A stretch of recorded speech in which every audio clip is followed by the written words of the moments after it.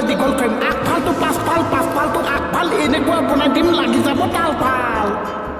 তই কেতিয়াবা মিস্ত্ৰী হ'লিও হে কেতিয়াবা দেউতাৰ নাম খণ্ড হৈছিলোঁ জন্ম হোৱাৰ পাছতে যে গোটেই ঘৰ ধ্বংস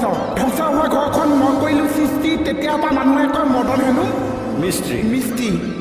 বেকাই কাটিম 3 ইঞ্চি চিধাই কাটিম 6 য'তে হাত দিওঁ ঘৰ বনি যায় মদন মিস্ত্ৰী মই মানে বেকাই জোখ লৈছোঁ চিধা লাগে ভয় যেনেকে নহওক বনাই দিম মদন